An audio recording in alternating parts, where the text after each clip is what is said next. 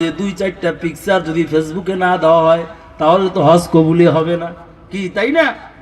Digital যুগ, আল্লাহর ঘর বাইতুল্লাহ তাওয়াবের সময় যদি দুই চারটা ছবি তুলে যদি ফেসবুকে যদি আপলোড না করি তাহলে তো আর হজ কবুল হবে না। হবে?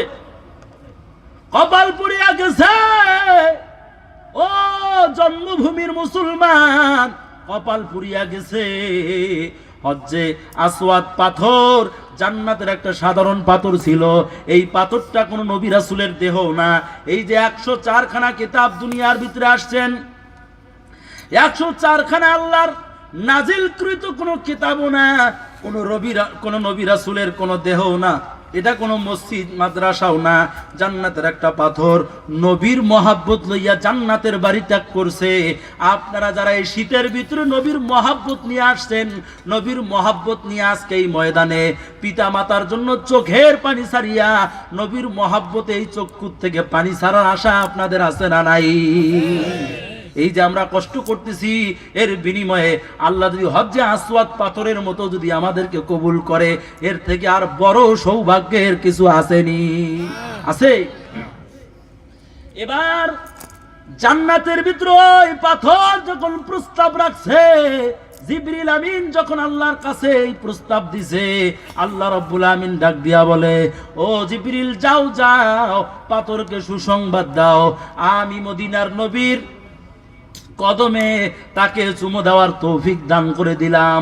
আজকে বলতেছিলাম ও মুসলমান ইমানদার, দুঃখ হজে যাওয়ার আগে যদি 10 গ্রামকে ডাক দিয়া পিকনিক না করানো হয় তাহলে হজ কবুল হয় না।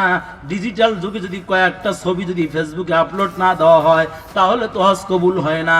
মক্কার কিনারায় বাইতুল্লাহ কে যদি কিছু ছবি না দেওয়া হয় তাহলে তো হজ কবুল হয় না। আবার কিছু নীতি হয়ে গেছে, যদি 5-7 প্রকারের যদি খেজুর না কিনতে পারি, দেশে গ্রামে এসে যদি পানি বিতরণ না করতে পারি তাহলে তো হজ কবুলই হবে না। আছে না নাই? নাই? আমাদের দিনাজপুরে তো এইসব নাই। আছে? অথচ যদি ওই পাথরের মতো পাগল হইতো, নবীর যদি আশেক হইতো যে হজে যাইতেছি তাবলিগে যাওয়ার কথা বলিয়া অথবা আত্মীয় বাড়ি যাওয়ার কথা বলিয়া গোপনে হজের ময়দানে চলে যাইতো, গিয়া মদিনার নবীর রওজায় গিয়া কান্না করতো, ও পয়গম্বর জান্নাতের বাড়ি ত্যাগ করছে ওই পাথর, উম্মত হইয়া বাংলাদেশ ত্যাগ করলাম, এখানে কোনো খেজুর কিনতে আসি নাই, হাজির রুমাল পরিয়া মানুষ আমাকে হাজি বলবে, আলহাজ বলবে, এই আশা লইয়া আসি নাই, ফেসবুকে স্ট্যাটাস দেওয়ার জন্য, পিকচার পাঠানোর জন্য এই ময়দানে আসি নাই পয়গম্বর। ও পয়গম্বর, দেশের বাড়িতে গিয়া খেজুর বিতরণ করবে এই আশা লইয়া আসি নাই পয়গম্বর। একটা পাথর জান্নাতের বাড়ি ত্যাগ করিয়া আপনার কদমে চুমা রাখতে চায় পয়গম্বর। আমি আপনার বাংলাদেশের একজন নগণ্য উম্মাত, গুনার সাগর লয়ে আসছি, ও পয়গম্বর আপনার কদমে একটু চুমা দিতে চাই। বান্দা যদি দেখে, বান্দা এবার যদি ওই বাইতুল্লাহর কিনারায় দৌড় দেয় আর যদি একবার মদিনার নবীর রওজায় আসে, এইভাবে যদি হজের মৌসুমটা পার করে, ও পয়গম্বর আদর উম্মত, এইভাবে যদি কেউ হজ করে আর যদি আল্লাহর কুদরতি অন্তরে দৃশ্য যদি আসিয়া যায়, আল্লাহর কুদরতি অন্তরে যদি মায়া লেগে যায়, খোদার কসম এমন হাজির জীবনের সব গুনাহ আল্লাহ শুধু মাফ করবে এমনটা না, প্রত্যেকটা গুনাহকে নেক বানাবে এমনটা না, জান্নাতের ভিতরে সর্বোচ্চ মাকাম এই হাজির জন্য আল্লাহ বরাদ্দ করে দিবে। কথা বলেন ঠিক কি না?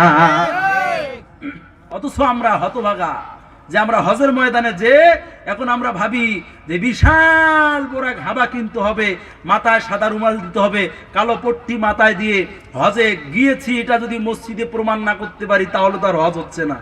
এর থেকে দুঃখের আর কিছু আছে?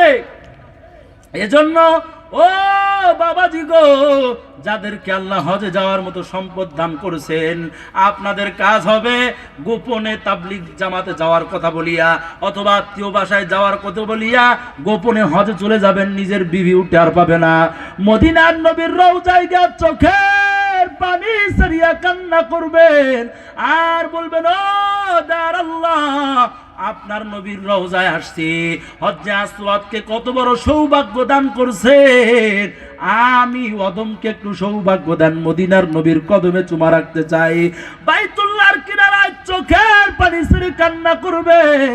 হজের ময়দানে গিয়া কি হবে আমার খেজুর কিনে, কি হবে আমার সাদা রুমাল কিনিয়া, কি হবে আমার কালো পট্টি কিনিয়া, কি হবে আমার হাবা কিনিয়া। পয়গম্বর আদর উম্মত মদিনায় গিয়ে যদি আমার মদিনার নবী আল্লাহর কাছে আপনার আমার জন্য যদি সুপারিশ না করে, আপনার আমার নামটা যদি মদিনার নবীর রওজায় গিয়েছি মদিনার নবী যদি সন্তুষ্ট না থাকে, এমন হজ করিয়া খোদার কসম আমার জানা মতে যাররা পরিমাণ কোনো লাভ হবে না। লাভ হবে? যদি হাজী সাহেব দেখা যেত ওই মদিনার নবীর রওজায় কান্ত আর বাইতুল্লাহর গিলাফ ধরে কান্না করতো, আল্লাহ বাংলাদেশ থেকে আসছি, আমার থেকে খারাপ আর কেউ নাই। বান্দা যখন আল্লাহর বাইতুল্লাহর গেলাফ ধরিয়া যখন কান্না করবে, আব্দুল্লাহ ইবনে আব্বাস, আব্দুল্লাহ ইবনে মাসুদ সহ একাধিক সাহাবী ইকরাম বলেন, যখন মদিনার নবীর রওজায় গিয়া কোনো বান্দা কান্না করে আল্লাহর কুদরতি অন্তরে জোশ মারিয়া যায়, আল্লাহ রব্বুল আলামিন মদিনার নবীর মহব্বতে তার পিছনের সব গুনাহগুলো মাফ করিয়া দেয়। শুধুমাত্র কি তাই নাকি, আদম নবী জান্নাতের থেকে আসার পরে দুনিয়ার জমিনে আসার পরে 350 বছর পার হয়ে গেছে। 350 বছর পার হবার পর আদম নবী ক্ষমা পায় নাই। একদিন হঠাৎ করিয়া আদম নবী ঘুমের তন্দ্রা এসে গেছে, ঘুমের ভাব আসছে, ক্ষমা চাইতেছেন।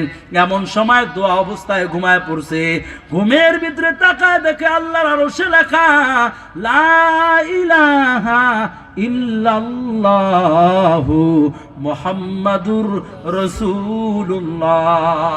আদম নবী ঘুমের থেকে একটা চিৎকার মারছে, চিৎকার মারার পর আল্লাহকে ডাক দেখো, দয়ার আল্লাহ গো, যেই নবীর নাম তুমি তোমার নামের সাথে লিখে রাখলা, ও দয়ার আল্লাহ সেই নবীর ওসিলায় তুমি আমাকে মাফ করিয়া দাও। আল্লাহ রাব্বুল আমিন 350 বছর পর আদম নবীকেও যেই নামের ওসিলায় ক্ষমা করছেন, সেই নামের নাম হলো লা ইলাহা ইল্লাল্লাহ মুহাম্মাদুর রাসূলুল্লাহ। সেই নবীর মহব্বত নিয়ে এই ময়দানে যারা আমরা আসছি, আমাদের থেকে সৌভাগ্যবান আর কেউ নাই, আসেনি। মদিনার নবী কেমন দামি, মদিনার নবী কেমন দামি ভালো করে বুঝো। উম্মত হইয়া আজকে মদিনার নবীকে চিনতে পারি নাই। মদিনার নবী উহুদের ময়দানে গেছে। ও যুবক ভাই গো, মদিনার নবীকে বেঈমানরা দেখছে যদি মুহাম্মদকে বিদায় দেওয়া যায় তাহলে আর ইসলাম সামনে এগোতে পারবে না। তারা বেহুশ হয়ে গেছে, যুদ্ধের ময়দানে পাগল পারা হইয়া আপনার আমার নবীকে দুনিয়ার থেকে বিদায় করবে। তাদের মাথায় এটা আসছে যে মদিনার নবী মুহাম্মদকে যদি বিদায় দিতে পারি তাহলে ইসলাম এখান থেকে শেষ। তাদের